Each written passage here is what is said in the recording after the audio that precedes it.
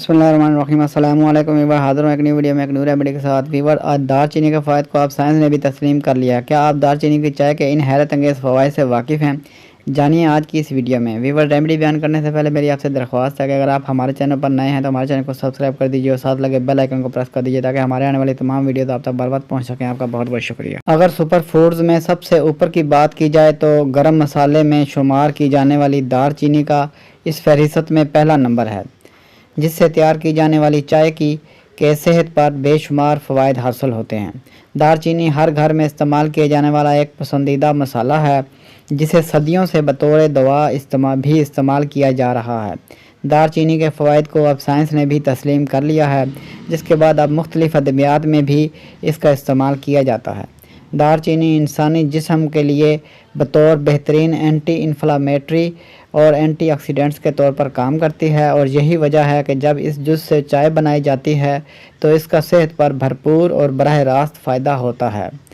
दार चीनी निज़ाम इंहज़ाम और मैदे की शिकायत के लिए मुफीद तरीन जुज़ करार दिया जाता है।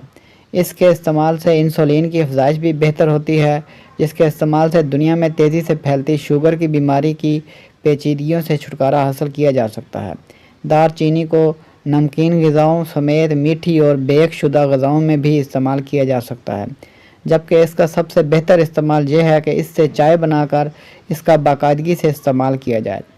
दार चीनी की चाय से सबसे ज़्यादा फ़वाइद सर्दियों में हासिल किए जा सकते हैं, क्योंकि ये मौसमी बीमारियों से बखूबी लड़ने की क़ुव्वत फराहम करती है। दार चीनी से बनी चाय जिस्म में बनने वाले इन्फेक्शन और वायरसेस से लड़ने में मदद फराहम करती है। इसकी चाय के इस्तेमाल से कल्बी बीमारियों का ख़तरा भी टल जाता है।